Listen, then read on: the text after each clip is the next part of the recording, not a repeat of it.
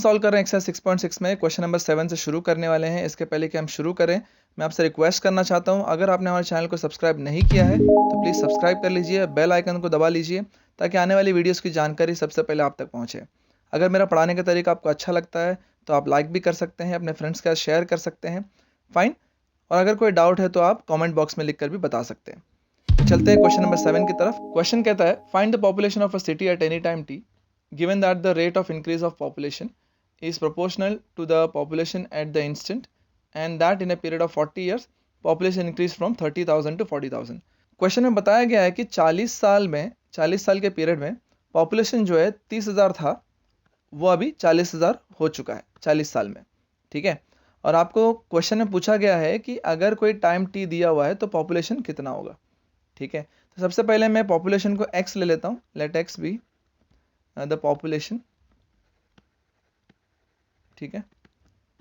Basically कितना population है वो उसको हमने x लिया है। So therefore according to the condition, condition क्या है dx, अच्छा यहाँ पर पॉपुलेशन एट टाइम t ऐसे लिखेंगे, ठीक है। टाइम t पे हमारा पॉपुलेशन x है, fine. So dx by dt ये हमारा रेट ऑफ इंक्रीज होगा। जैसे कि मैं आपको याद दिला दूँ, रेट यानी कि जिस किसी का भी आपको रेट चाहिए, इंक्रीज या डिक्रीज जो भी चाहिए आपको, तो आपको टाइम से डेरिवेट करना पड़ेगा। तो यहाँ पर हम पॉपुलेशन का रेट देख रहे हैं, इंक्रीज एक्चुअली इंक्रीज का देख रहे हैं, डिक्रीज का भी हो सकता था, तो मैं dx बाई dt कर रहा हूँ। और यहाँ पर बताया गया है कि जो रेट ऑफ इंक्रीज है पॉपुलेशन का वो प्रोपोर्शनल है, ठीक है। प्रोपोर्शनल किसके साथ, पॉपुलेशन एट दैट इंस्टेंट। तो इसको मैं ऐसे लूँगा, करेक्ट है। अब ये प्रोपोर्शनलिटी को मैं इक्वेशन में कन्वर्ट करना चाहूँगा तो मुझे किसी कांस्टेंट से मल्टीप्लाई करना पड़ेगा, ठीक है। k है कांस्टेंट, सो बेसिकली ये प्रोपोर्शनलिटी कांस्टेंट है, ठीक है। सो अब ये जो है डिफरेंशियल इक्वेशन है, करेक्ट। इसको हम सॉल्व करेंगे वेरिएबल सेपरेबल से, ठीक है। तो ये जो x है यहाँ लेफ्ट साइड में मैं क्रॉस मल्टीप्लाई कर दूंगा और k के साथ dt चला जाएगा, ठीक है। वेरिएबल सेपरेट हो चुके हैं। अभी अगला स्टेप है integrating both sides. So integrating both sides, so ये होगा 1 by x dx equals to k dt, fine. So 1 by x का इंटीग्रेशन क्या होगा, 1 बाय x का होगा log x, k कांस्टेंट है उसका तो नहीं होगा, लेकिन dt का होगा t प्लस c। तो ये जो है आपका जनरल इक्वेशन है। इसके अंदर आपको एक्चुअली t और x का रिलेशन चाहिए, लेकिन ये k और c का वैल्यूज आपको पता नहीं है, तो पहले वो फाइंड करना पड़ेगा। उसके लिए हमको जो कंडीशंस दिए हैं वो हमको अप्लाई करना पड़ेगा, ठीक है। क्या दिया है कि 40 ईयर्स में बोला गया है कि पॉपुलेशन 30,000 से बढ़ के 40,000 हो चुका है, ठीक है। यानी कि जब गिनना शुरू किए रहेंगे तो t को हम 0 लेंगे initially, correct. When t is 0, जब शुरू किया था x क्या था 30,000, करेक्ट। जब गिनना शुरू किया था तो शुरुआत में 30,000 था, करेक्ट। तो ये x के जगह पे 30,000 पुट कर देंगे, t के जगह पे 0 पुट करेंगे, तो ये होगा log ऑफ 30,000 इक्वल्स टू ये k इंटू 0 0, तो c का वैल्यू मिल चुका है। अब ये c का वैल्यू को हम पुट करेंगे 1 में, सही बात है। तो ये क्या हो जाएगा, देखो equation log x equals to k into T plus log of 30,000, correct है। सो c तो मिल गया, अभी k की बारी, इसको हम 2 ले लेते हैं। दूसरा कंडीशन क्या है, जो 30,000 था 40 साल बाद 40,000 हो चुका है। तो यहाँ पर हम सेकंड कंडीशन लेंगे, जब ये 40 साल हुआ, टाइम जो है 40 साल हुआ, तो x जो है 30,000 से बढ़ के 40,000 हो चुका है, करेक्ट। यही है ना क्वेश्चन।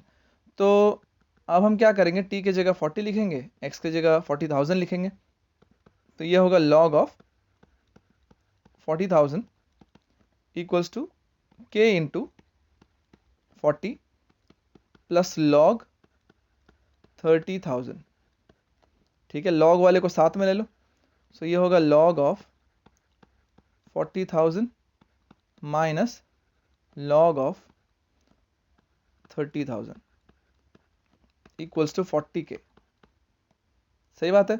अब ये क्या होगा, देखो log of a minus log of b, ये log है, ठीक है। Log of A minus log of B क्या होता है, log of A by B होता है। तो 40,000 अपॉन 30,000 इक्वल्स टू 40 इंटू के। सो ये सारे जीरोस हटा दो, 4/3 बचेगा। सो के का वैल्यू क्या होगा, 40 भी यहाँ पर लेफ्ट साइड में क्रॉस मल्टीप्लाई हो जाएगा। सो 1/40 इंटू लॉग ऑफ 4/3, करेक्ट। अब इसको हम पुट करेंगे 2 में, ठीक है। तो ये देखो क्या होगा, के जगह पे हम 1/40 लॉग 4/3 लिखेंगे। तो ये होगा log of X equals to 1/40 log of 4/3, और t मल्टीप्लरिटी में यहाँ पर मल्टीप्लाई कर देता हूँ, t plus log of 30,000, correct है। तो अब क्या बोला है कि अगर टाइम जो है t होगा तो पॉपुलेशन कितना होगा। सो बेसिकली t को हमने t ले रखा है तो वो वैसे रहेगा, सिर्फ x का क्या वैल्यू होगा वो हमको बताना है, ठीक है। तो इसको मैं ऐसे लिख देता हूँ, log of x equals to, इसे सॉल्व कर लेंगे। ये देखो ये कांस्टेंट है, लॉग के पहले कांस्टेंट है तो आप इसको अंदर लेके जा सकते हैं। तो ये क्या होगा, लॉग ऑफ 4/3 पावर्ड t/40, ठीक है, प्लस लॉग ऑफ 30,000। अब राइट साइड में देखो क्या है, log a plus log b के फॉर्म में है ना। तो ये क्या होगा, log x equals to, log a plus log b क्या होता है, log a इंटू b होता है। सो a हमारा है 4/3 t/40 और b हमारा है 30,000, ठीक है। दोनों तरफ से log और mod हटा दो तो क्या बचेगा, x equals to 4/3 powered t/40 multiplied by 30,000, ठीक है। तो यही आपको चाहिए था।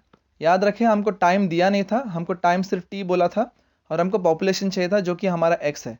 तो यहाँ पर जो मिला है यही आपका आंसर होगा। फाइनली स्टेटमेंट लिख देते हैं, therefore at time t the population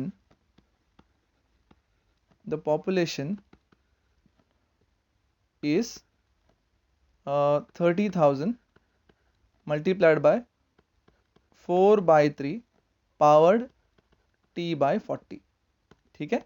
ये होगा आपका फाइनल आंसर। चलते हैं अगले क्वेश्चन में। क्वेश्चन नंबर 8 दिया है, a body cools according to Newton's law from 100 degree Celsius to 60 degree Celsius in 20 minutes, the temperature of the surrounding being 20 degree Celsius, how long it will take to cool down to 30 degree Celsius.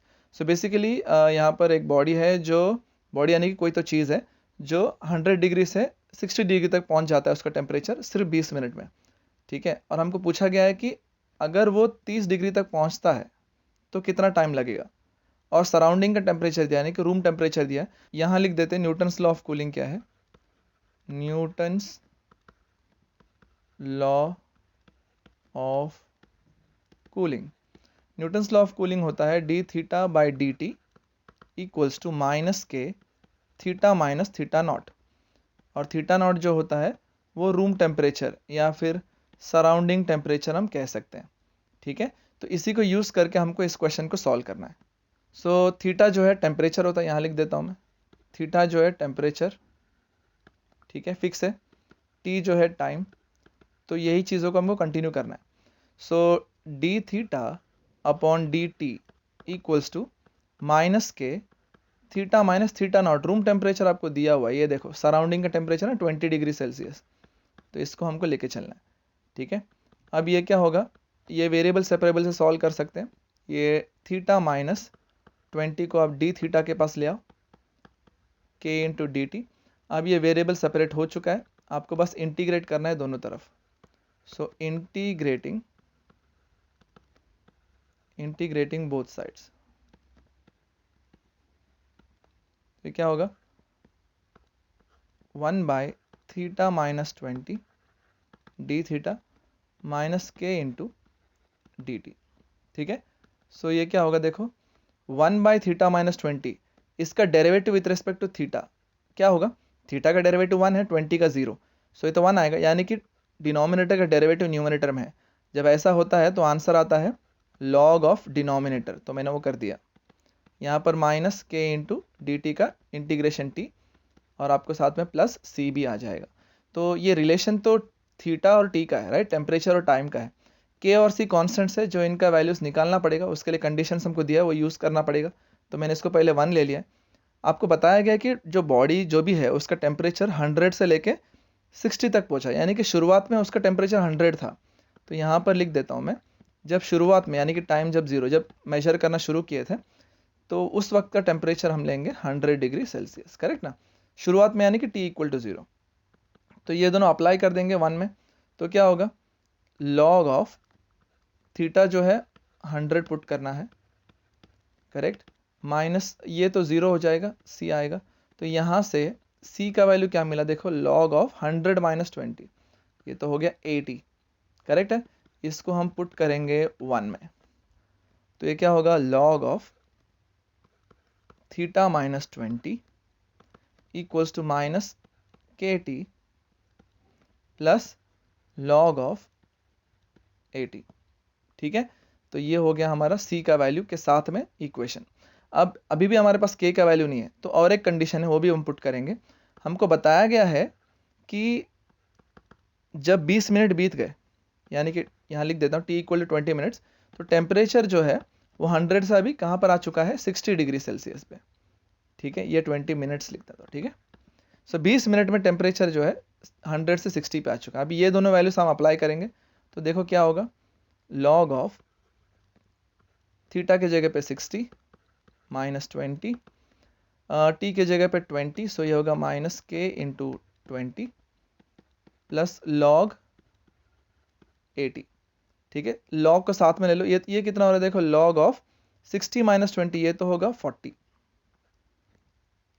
Equals to minus 20 के plus log 80।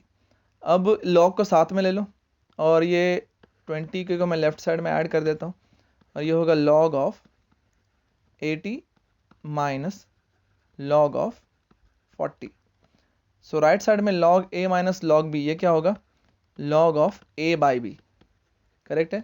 तो ये 80 by 40 ऐसे होगा। सो ये तो 40 42 sir 80, सो ये होगा k equals to, ये 20 को हम डिवाइड कर देते हैं, 1/20 इंटू लॉग ऑफ 2, ऐसे हो गया, ठीक है। सो इसको हम पुट कर देंगे 2 में, हमारा 2 क्या था आप जानते हैं, राइट, 2 कहाँ है, देखो ये, इसमें पुट कर देंगे k का वैल्यू। तो ये क्या होगा, log of theta minus 20 equals to minus K, यानी कि minus 1/20 log of 2 multiplied by T, अच्छा टी को मैं यहीं पर मल्टीप्लाई कर देता हूँ, प्लस लॉग ऑफ 80, ठीक है। इससे हम ले लेंगे 3। सो अब जो है ये प्योर थीटा और टी के रिलेशन में आ चुका है, क्योंकि बाकी सारे कॉन्स्टेंट्स हमारे पास वैल्यूज मिल गए, उसको हमने पुट भी कर दिया। तो अब हम आएंगे फाइनल क्वेश्चन पे। क्या बोला है कि आपको टाइम चाहिए था, राइट, आपको टी पता नहीं था, लेकिन आपको बताया गया था कि टेम्परेचर जो है वो 30 डिग्री सेल्सियस पहुंच चुका है। तो आपको पता लगाना है कि टाइम कितना होगा, यानी कि कितने टाइम बाद ये बॉडी जो है 30 डिग्री सेल्सियस तक पहुंचेगा। तो इसको हम सब्स्टिट्यूट कर देंगे, थीटा के जगह पे 30 लिख देंगे, तो ये होगा लॉग ऑफ 30 माइनस 20, टी हमको फाइंड करना है, log of 2 plus log of 80, ठीक है। तो अब ये क्या होगा, लॉग ऑफ 30 माइनस 20, ये होगा log of 10 equals to minus T upon 20 log of 2 plus log of 80। Now ये जो कांस्टेंट है इसको मैं लॉग के अंदर ले जाऊंगा तो पावर में चला जाएगा। So log of 10 equals to, यहाँ पर देखो क्या हो रहा है, minus log of 2 powered T by 20, सही बात है। और यहाँ पर होगा प्लस लॉग ऑफ 80। अब राइट साइड में देखो log of a minus log b है, सो log of a minus log of b क्या होगा, log of a by b, सो होगा 80 अपॉन 2 पावर्ड t बाय 20, ऐसे होगा। दोनों तरफ से लॉग और मॉड हटा दो, तो देखो क्या बच रहा है, यहाँ पर बचेगा 10 और यहाँ पर बचेगा 80 by 2 into T power 20 T by 20 to power T by 20, ठीक है। सो ये तो क्या हो गया, ये तो कैंसिल कर दो, ठीक है। सो ये बचेगा 2 power T by 20 equals to 8। Fine.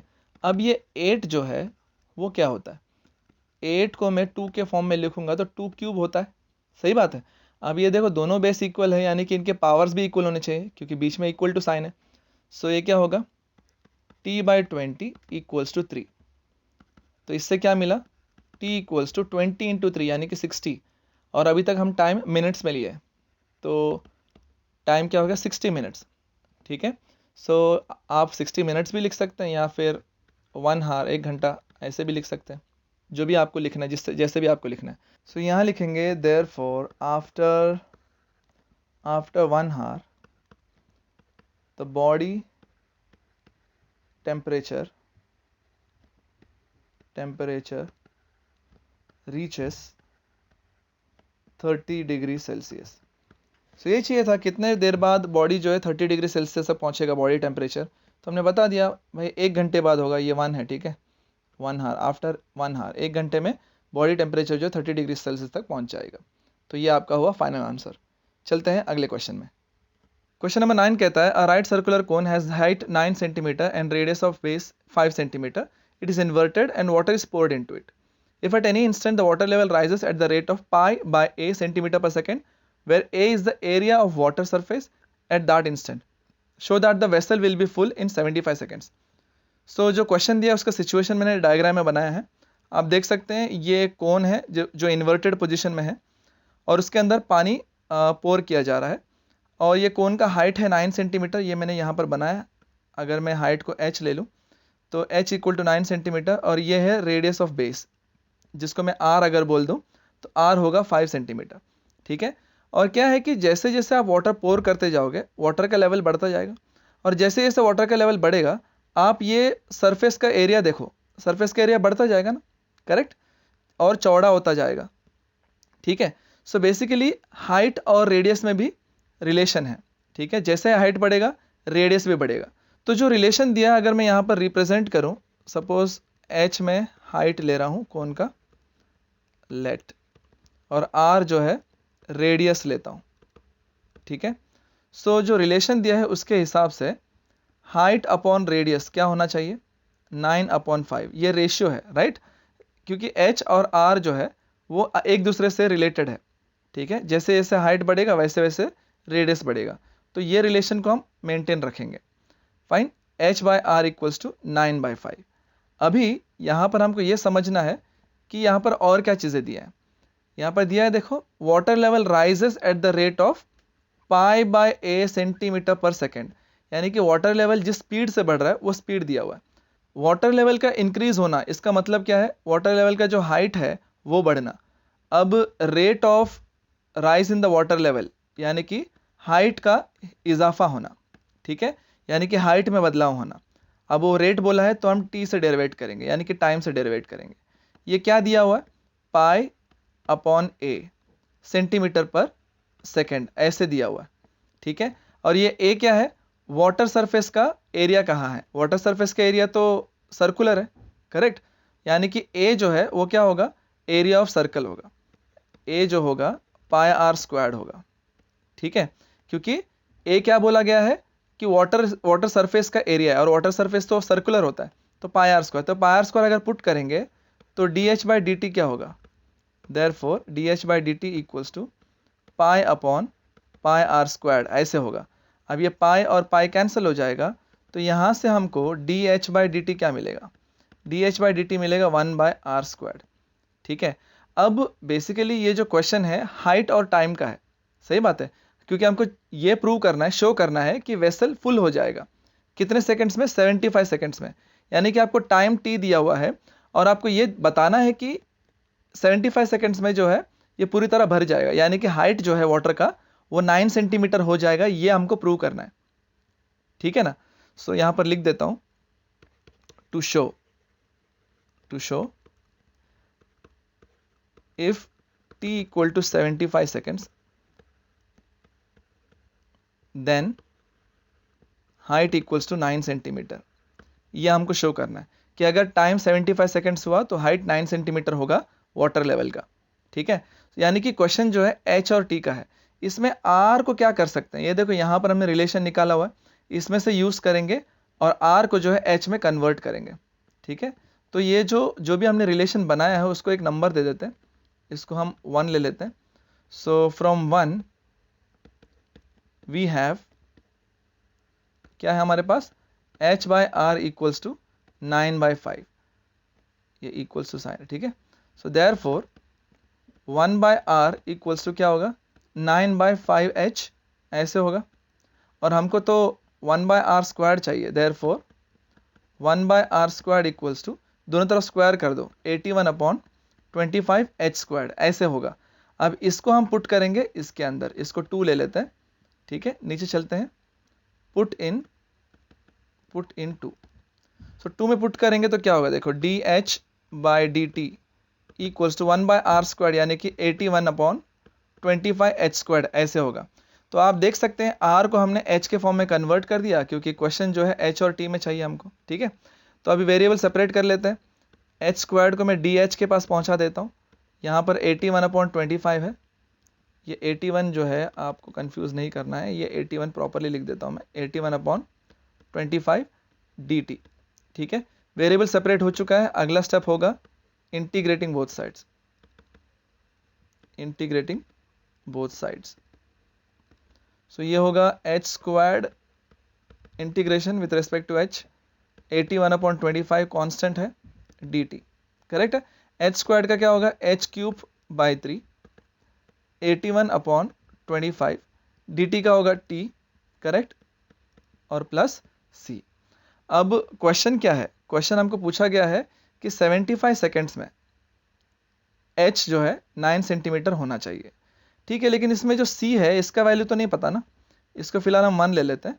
c का वैल्यू निकालना बहुत ज़रूरी है, तो इसके लिए हम पहले इनिशियल कंडीशंस डालेंगे, यानी कि जब t 0 था, जब शुरू किया था हमने, ठीक है, तो जब t 0 था तो कोई भी वाटर जो है अभी तक डाला नहीं है, शुरू करने वाले हैं, यानी कि जब t 0 था वाटर लेवल अभी तक बढ़ा ही नहीं है, तो यानी कि h भी 0 होगा।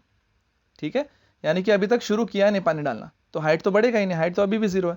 तो जब t 0 है तो h 0 है, तो ये दोनों पुट कर देंगे तो यहाँ से हमको क्या मिलेगा, देख लो, पुट कर लो, इधर 0 पुट कर लो, इधर 0 पुट कर लो, c का वैल्यू भी 0 ही मिलेगा। सो इसको पुट कर लेते हैं 1 में। सो क्या होगा, therefore h³/3 equals to 81/25t। ठीक है, इस तरीके से हमने कांस्टेंट को यहाँ से निकाल दिया। अब जो बचा है वो h और t में जैसा हमको चाहिए था वैसा इक्वेशन मिल चुका है। अभी हमको ये पता लगाना है कि अगर t 75 सेकेंड्स होगा तो h कितना होगा, h क्या आना चाहिए, 9 सेंटीमीटर आना चाहिए, राइट, यही हमको प्रूव करना है। फाइन, देन देखते हैं कितना आता है।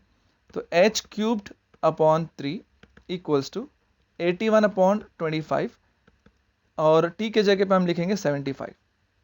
ठीक है, अब ये देख सकते हैं 25 3 सर 75 होता है, तो ये यहाँ पर लिख देते हैं h³ और ये 3 को भी क्रॉस मल्टीप्लाई कर देते हैं, तो ये होगा 81, 3 × 3 ये होगा 9। अब ये 81 को मैं 9 × 9 लिख सकता हूँ, और एक और 9 पहले से है। जब h³ जो है 9 × 9 × 9 है तो h क्या होगा, 9 होगा, 9 सेंटीमीटर। यही तो चाहिए था कि 75 सेकेंड्स में वाटर लेवल का हाइट क्या होना चाहिए, 9 सेंटीमीटर होना चाहिए।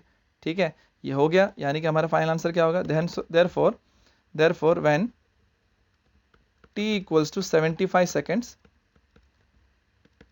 Height will be equal to 9 centimetre. ठीक है, यानी कि वो फुल हो जाएगा। तो देख लो एक बार डायग्राम में, डायग्राम को देखने से ज़्यादा आपको समझ में आएगा। यस, ठीक है, 9 सेंटीमीटर हाइट है वाटर लेवल का, पूरी तरह भर जाएगा 75 सेकेंड्स में, वो हमने प्रूव कर दिया है। ओके, चलते हैं अगले क्वेश्चन में।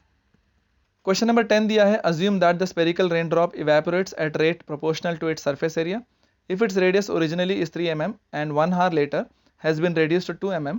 Find the expression for the radius of the raindrop at any time t. So basically यहाँ पर क्वेश्चन दिया है एक रेन ड्रॉप के बारे में जो स्पेरिकल शेप में है, यानी कि स्पीयर शेप में है, और वो इवेपोरेट हो रहा है, यानी कि उसका वॉल्यूम जो है कम होते होते होते वो गायब हो जाता है। ठीक है, और कहते हैं कि वो जिस तरीके से कम हो रहा है वो प्रोपोर्शनल है किसके साथ, सरफेस एरिया के साथ। तो यानी कि यहाँ पर वॉल्यूम और सरफेस एरिया दोनों भी स्पीयर का हमको पता होना चाहिए। तो यहाँ लिख देते हैं let V and A be the volume and surface area of the spherical raindrop।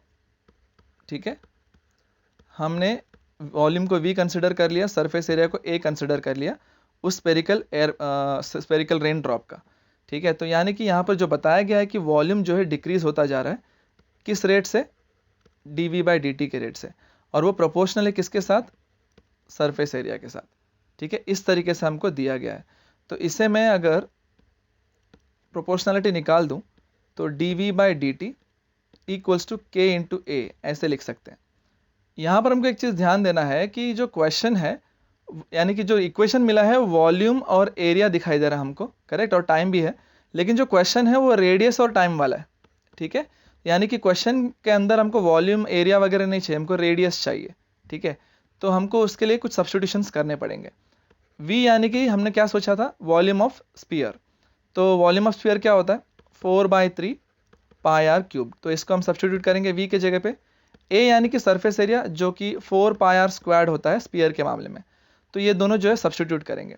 So d/dt V के जगह पे लिखना है 4/3 πr³ equals to K into A के जगह पे लिखना है 4πr²। ठीक है, तो अब इसको सॉल्व करेंगे तो पहले टाइम से डेरिवेट करेंगे, कांस्टेंट 4/3 और पाई बाहर आ जाएगा। r³ का क्या होगा, with respect to t derivate करेंगे तो 3r²। ठीक है, और क्योंकि आप r को डेरिवेट कर रहे हो विथ रेस्पेक्ट टू t, तो dr/dt अलग से आपको मिलेगा इक्वल्स टू 4k और पाई, ये तीनों कांस्टेंट है, r² यहाँ पर रह जाएगा। यहाँ देख सकते हैं 3 और 3 कैंसिल हुआ, 4 और 4 यहाँ से कैंसिल हो गया, पाई भी कैंसिल हो गया। ठीक है, और r² भी कैंसिल हो रहा है, वेरी गुड। तो क्या बचा है, सब कुछ निकल गया, यहाँ पर सिर्फ dr और dt बचा है, और राइट साइड में बचा है k। ठीक है, तो यहाँ से आप देख सकते हैं dr equals to k into dt मिला है। बहुत ही आसान क्वेश्चन था वैसे। ठीक है, अब वेरिएबल सेपरेबल हो चुका है, इंटीग्रेट करना पड़ेगा, इंटीग्रेटिंग बोथ साइड्स, दोनों तरफ इंटीग्रेट करेंगे तो ये क्या होगा, dr k इंटू dt। ठीक है, सो ये क्या होगा, dr का इंटीग्रेशन ये होगा r और ये होगा k into T plus c। अब इसके अंदर c और k है, हमको रिलेशन चाहिए r और t का, तो ये c और k का वैल्यू निकालना पड़ेगा। उसके लिए जो कंडीशंस दिए वो हमको यहाँ पर सब्स्टिट्यूट करने पड़ेंगे।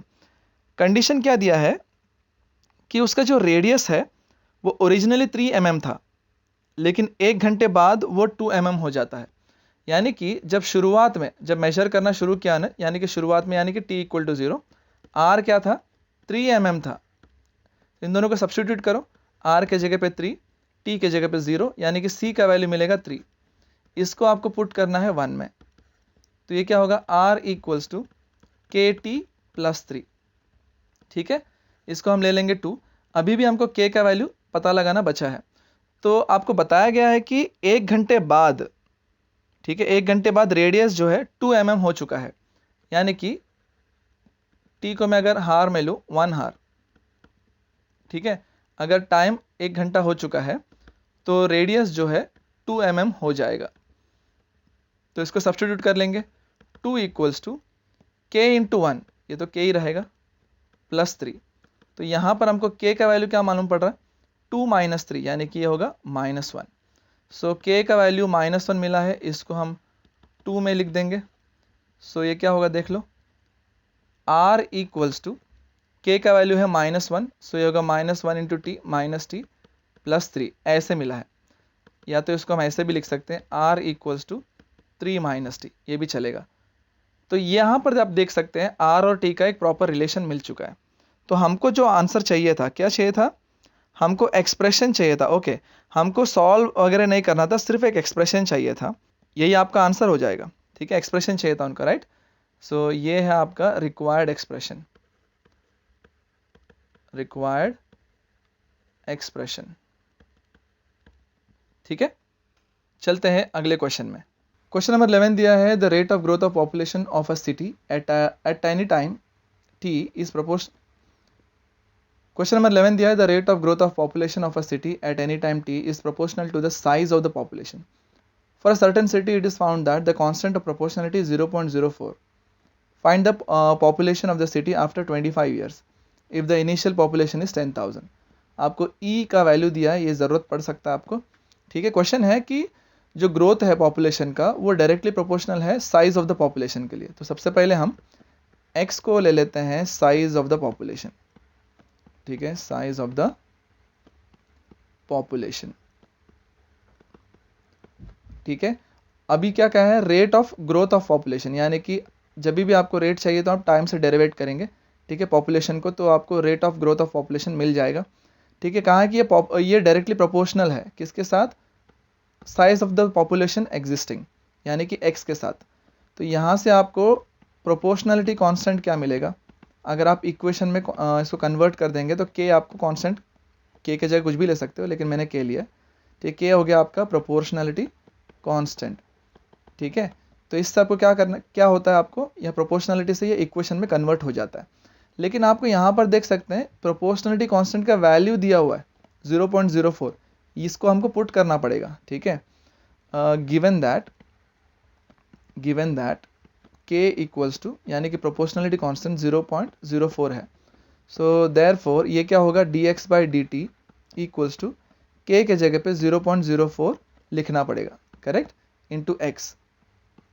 ठीक है, अब वेरिएबल्स को सेपरेट कर देते हैं, तो ये क्या होगा देख लो, x को ले लो dx के पास, तो ये होगा 1/x और यहाँ पर 0.04 इंटू dt। सही बात है, वेरिएबल सेपरेट हो गए, आप इंटीग्रेट कर दो दोनों तरफ, इंटीग्रेटिंग बोथ साइड्स, तो ये क्या हो जाएगा 1/x dx, 0.04 कांस्टेंट है, बाहर ले लो, सिर्फ dt बचेगा, करेक्ट है। यहाँ पर क्या आएगा, 1/x का होगा ये log x, स्टैंडर्ड फॉर्म है, 0.04 ये dt का इंटीग्रेशन होगा t, और साथ में कांस्टेंट भी आ जाएगा c। अब ये c का वैल्यू हमको फाइंड करना पड़ेगा क्योंकि जो क्वेश्चन है वो x और t वाला है। सो इसको हम 1 ले लेते हैं। आपको यहाँ पर कुछ इन्फॉर्मेशन दिया हुआ है, क्या इन्फॉर्मेशन दिया हुआ है कि स्टार्टिंग में अगर आप लास्ट स्टेटमेंट देखोगे, इनिशियल पॉपुलेशन 10,000 दिया है, यानी कि स्टार्टिंग में जब काउंट करना शुरू किए रहेंगे तो t इक्वल टू 0 ले लो, x कितना दिया है 10,000, तो ये सब्स्टिट्यूट करेंगे तो ये क्या होगा, log of 10,000 equals to, t का वैल्यू 0 पुट करना है तो ये तो 0 हो जाएगा, यहाँ पर सिर्फ c बचेगा, तो c का जो वैल्यू मिला है इसको हमको पुट करना है 1 में। सो ये क्या हो जाएगा, log of x equals to 0.04 multiplied by t plus log of 10,000। ठीक है, अब ये प्योरली x और t के फॉर्म में इक्वेशन है। अभी हमको जो चाहिए वो मिल जाएगा। क्या बताया है कि पॉपुलेशन कितना होगा 25 साल बाद, यानी कि जब आपको t दिया गया है 25 ईयर्स, आपको पॉपुलेशन पता लगाना है कि कितना है। ठीक है, तो वैल्यूज पुट कर देते हैं, t के जगह पहले तो ये log ऑफ x, इसको रहने दो ऐसे। अब ये t का वैल्यू क्या है 25, ऐसे बोला है राइट, log ऑफ 10,000, ये log को एक साथ में ले लो तो ये होगा log ऑफ 10,000, ये तो नेगेटिव में होगा, यहाँ पर ऑलरेडी log x है पॉजिटिव में, इक्वल्स टू, यहाँ पर देखो क्या है 0.04 इंटू 25, ये होता है 1। ओके, अब लेफ्ट साइड में देखो log x माइनस log 10,000, यानी कि log a minus log b, ये क्या होगा log of a by b, ऐसे होगा। ठीक है, इक्वल्स टू 1। अब यहाँ से log का प्रॉपर्टी यूज़ करना पड़ेगा, यहाँ पर बेस में कुछ दिखाई नहीं दे रहा आपको तो आप इसको e लेना होता है, ये याद रखो, जब कुछ नहीं होता तो आप e लेते हो। तो यहाँ से क्या मिलेगा, log का प्रॉपर्टी है, ये क्या हो जाएगा x upon 10,000 equals to e power 1। ठीक है, अगर आपको नहीं पता तो मैं यहाँ लिख देता हूँ log of a to the base b equal to x। अगर ऐसा है तो यहाँ से a का वैल्यू मिलेगा b पावर x, तो यही मैंने इस्तेमाल किया। ठीक है, यहाँ पर देख सकते हैं ये जो e है वो b के जगह पे है और ये पूरा मॉड वाला फंक्शन a के जगह पे है और x के जगह पे 1 है। ठीक है, तो इसी वजह से अब जो भी फॉर्मूला मैंने बताया वो अप्लाई कर दिया तो ऐसे मिला है। अब ये क्या हो गया है, x upon 10,000 equals to E power 1 यानी कि e। मैंने आपको बताया था कि जो क्वेश्चन में जो वैल्यू दिया वो यूज़ होगा। क्या दिया है, 2.7182 ई का वैल्यू दिया है, राइट। तो इसे हम मल्टीप्लाई करेंगे तो x का वैल्यू क्या होगा, 2.7182 मल्टीप्लाइड बाय 10,000। ठीक है, अब ये मल्टीप्लाई होगा तो ये डेसिमल के बाद 4 नंबर है, यहाँ पर 4 जीरो से जब मल्टीप्लाई होंगे तो यहाँ से हमको क्या मिलेगा, 2718, यानी कि 25 साल बाद इतना पॉपुलेशन रहेगा। देयरफॉर आफ्टर 25 ईयर्स, 25 साल बाद साइज ऑफ पॉपुलेशन क्या होगा, size of population is 27,182। Correct, this is the answer. चलते हैं अगले क्वेश्चन में। क्वेश्चन नंबर 12 कहता है radium decomposes at the rate proportional to the amount present at any time. If p% of amount disappears in 1 year, what % of amount of radium will be left after 2 years. So question ये है कि जो radium है वो decompose हो रहा है, यानी कि वो कम होता जा रहा है। कौन से स्पीड से कम हो रहा है, वो प्रोपोर्शनल है किसके साथ, जो अमाउंट प्रेजेंट है। तो आप x ले लेंगे अमाउंट प्रेजेंट को, x भी the amount present of radium. ठीक है, रेडियम का जो भी अमाउंट प्रेजेंट है उसको हमने x ले लिया है। ठीक है, सो रेट ऑफ डिकम्पोजिशन क्या होगा, dx बाय dt, यानी कि अमाउंट जो भी प्रेजेंट है रेडियम का वो कम हो रहा है।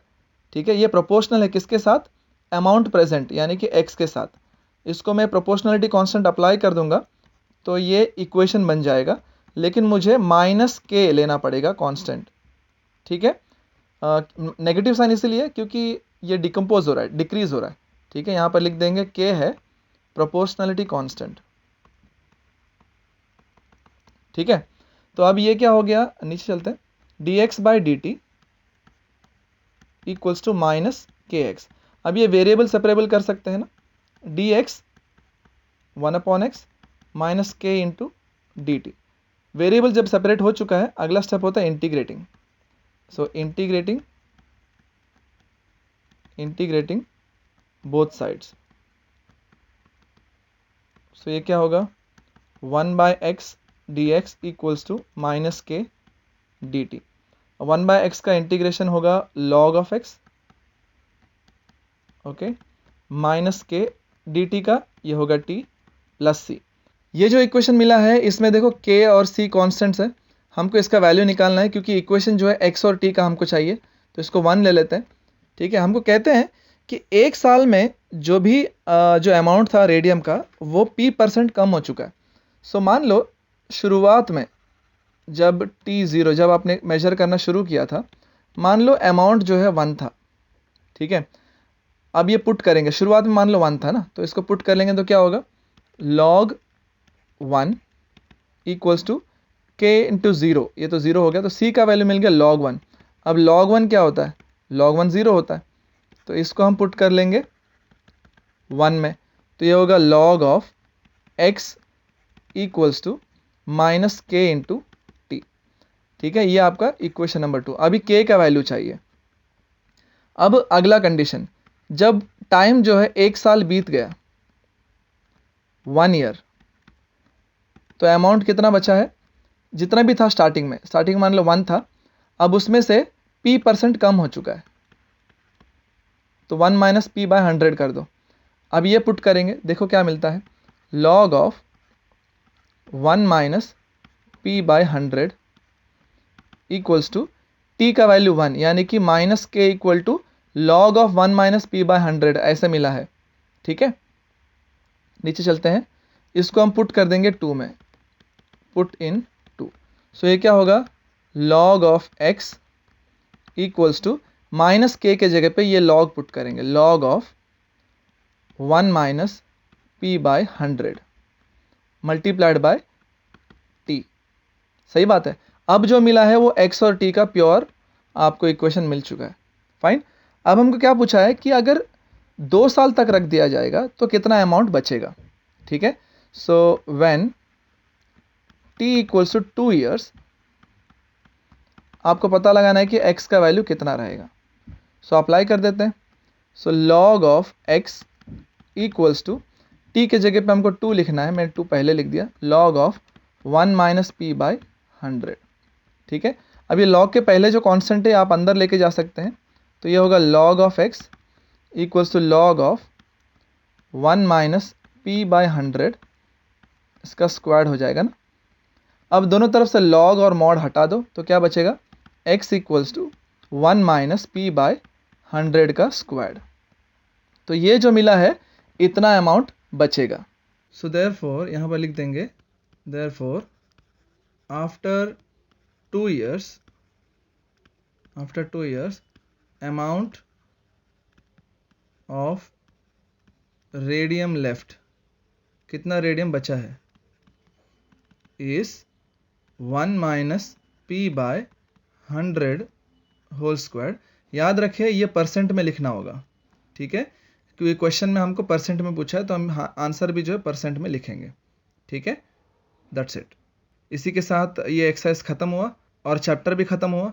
मिलते हैं अगले वीडियो में नए चैप्टर के साथ। तब तक ले टेक केयर, बाय बाय।